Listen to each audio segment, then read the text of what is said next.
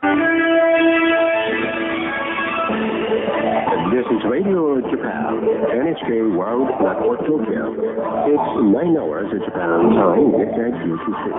I'm Takahito Kobayashi with the news. And headlines. The government and the Liberal Democratic Party are planning tax cuts worth 7 trillion yen, or about $50 billion, as part of measures to boost the nation's economy. Doctors say they have confirmed the symptoms of arsenic poisoning in at least 20 patients who ate poisoned curry at the Summer Community Festival in Western Japan on July 25th. And in New York, stock prices plunged nearly 300 points on Tuesday.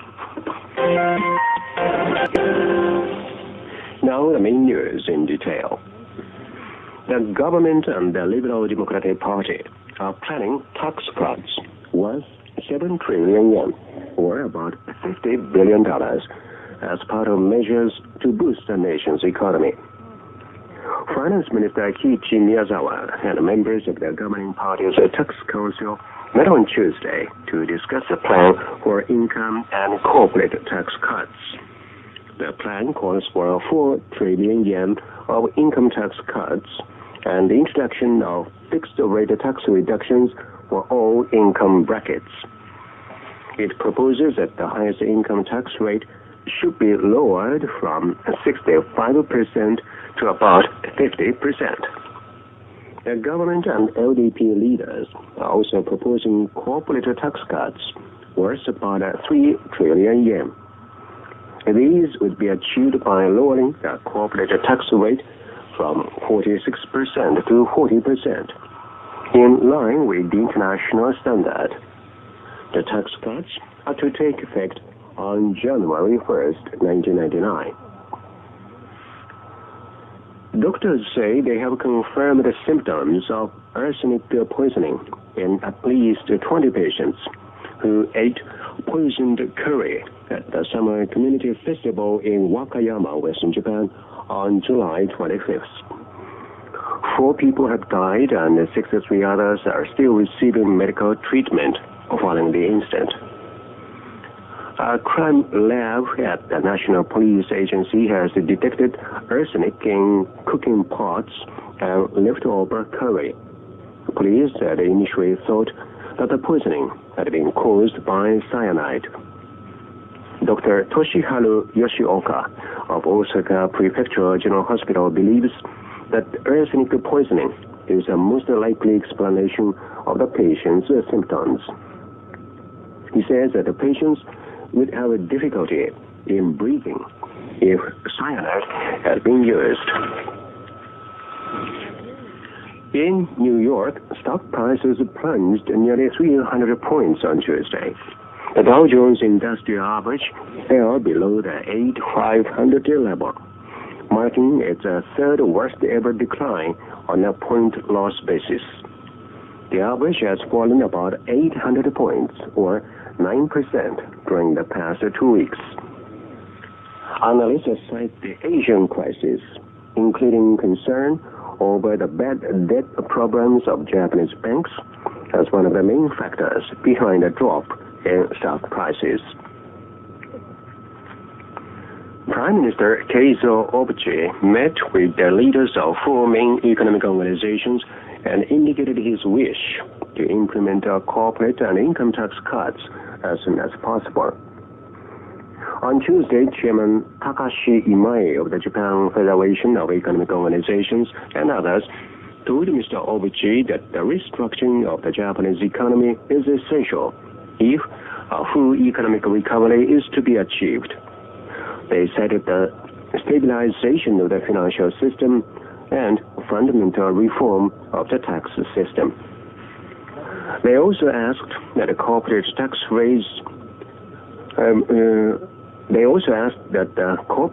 rates be lowered to the level of other countries, and the maximum income tax rate cut from the current 65% to 50%. Mr. Obuchi replied that he himself wants to do those things. He also said he plans to establish what he calls an economic strategy council as a Prime Minister's advisory panel based on the relevant law.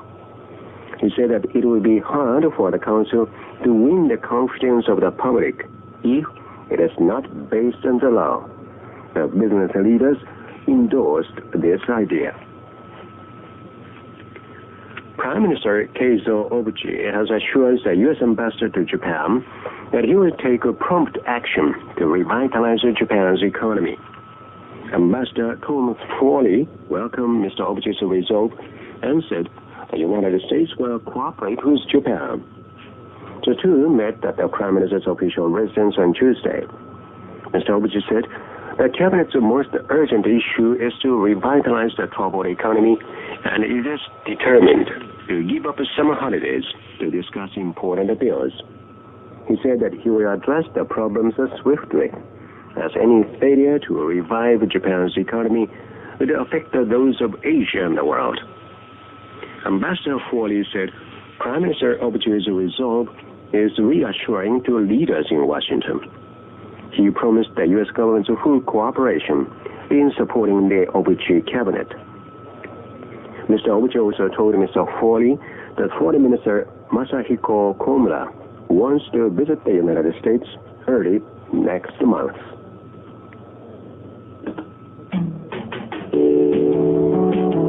Now here is a frequency notice. You are listening to Radio Japan broadcasting on 11.705 MHz, being relayed to eastern part of North America via Sackville, Canada. This transmission is also relayed to Europe via Skeleton, England on 6.155 and 6.180 MHz, and to Central Africa via Ascension Island in the Atlantic on 9.665 MHz. Listeners in Asia can also hear this transmission until 0:15 hours UTC on 11.815 and 13.650 MHz. Now, other news. Foreign Minister Masahiko Komura and his Russian counterpart, Yevgeny Primakov, have confirmed that summit talks between the two countries will continue. During talks over the telephone on Tuesday, Mr. Primakov said Russia welcomes the new Japanese government's decision to continue its diplomatic policies toward Russia. He said Russia also hopes to expand cooperation with Japan. In reply, Mr. Komura said that bilateral ties have steadily improved and that there is no going back. He noted that speeding up this progress is essential to establishing a new bilateral relationship for the coming century. The two foreign ministers confirmed that summit talks between Prime Minister Keizo Obuchi and President Boris Yeltsin will be held in Moscow and in Tokyo, respectively, in November and next spring. The head of the UN Commission in charge of disarming Iraq left Baghdad on Tuesday ahead of schedule due to difficulties in his talks with Iraqi leaders. Mr. Richard Butler is heading for New York, where he is to brief the UN Security Council on Thursday. During a stopover in Bahrain, Mr. Butler told the reporters that Iraq had rejected a proposed extension of his work on missile and chemical weapons for another month, and had demanded that he close his files immediately. Mr. Butler said Iraqi Deputy Prime Minister Tariq Aziz insisted that Iraq has already concluded the dismantling of weapons of mass destruction. A search team has identified the belongings of 10 Japanese climbers who disappeared on Mount Meili in China 7 years ago. 11 climbers from Japan's Kyoto University and 6 Chinese disappeared during a joint expedition on the mountain in Yunnan province in 1991. Last month, local residents said they had found several bodies near the glacier, which is 4,000 meters above sea level. 2 of the bodies were identified as Yusuke Kodama and Mr. Yoshiaki Kometani from Japan. The 10 bodies will be carried to the foot of the mountain on Wednesday. The remains will be cremated next Monday at the ceremony, attended by bereaved family members from Japan and China. The unidentified bodies will be brought back to Japan for DNA identification checks. A record 265 millimeters of rain fell in the city of Niigata on the Japan Sea coast on Tuesday. The Meteorological Agency says that the heavy rain was caused by a stationary seasonal rain front over Niigata Prefecture and southern Tohoku. The rain has now subsided in Niigata, and the heavy rain warnings were all lifted by Tuesday evening. In Sasakami village in northern Niigata Prefecture, 2,300 households were temporarily forced to evacuate their homes on Tuesday after a dike collapsed in 2 places. More than 14,000 homes were flooded, and a woman died after she fell into an overflowing river in the town of Kanai on Sado Island. 3 operators of personal handy-phone systems have agreed to adopt common specifications so that users can exchange written messages with people using different systems. DDI Pocket Telephone, NTT Personal Communications Network, and Astel say their subscribers will be able to exchange written messages of up to 20 characters. At present, subscribers can only send messages to people who use the same PHS company. The move is an effort by PHS operators to regain business that has been lost to rival cellular phone operators. Experts say that the toxic chemical found at the Toshiba Corporation plant in Nagoya may have originated from outside the factory. They say the source may be along an outside road, but have yet to pinpoint it. In June, nearly 16,000 times the permissible level of the cancer-causing chemical trichloroethylene was detected in underground water at the site of the plant. The Nagoya municipal government and Toshiba have been investigating underground water and soil in and around the plant to identify the contamination source. On Tuesday, they reported the results of their investigation to a panel of experts on underground water and geological features. According to the report, only a low level of contamination was detected from near the ground surface inside the premises. Outside the plant, however, a higher level was detected near the ground surface along a road next to the premises. Japan's first gene therapy for cancer patients is expected to begin within a few months.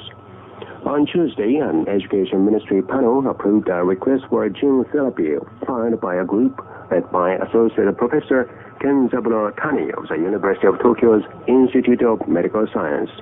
And Health and Welfare Ministry panel already gave its approval last month. Now let's take a look at the top stories of this hour. The government and the Liberal Democratic Party are planning tax cuts worth 7 trillion yen, or about $50 billion, as part of measures to boost the nation's economy. Doctors say they have confirmed the symptoms of arsenic poisoning in at least 20 patients who ate poisoned curry at the Summer Community Festival in Wakayama, Western Japan on July 25th. And in New York, the prices plunged nearly 300 points on Tuesday. And that's the news from Radio Japan and Takahito Kobayashi. Next follows Radio Japan 41.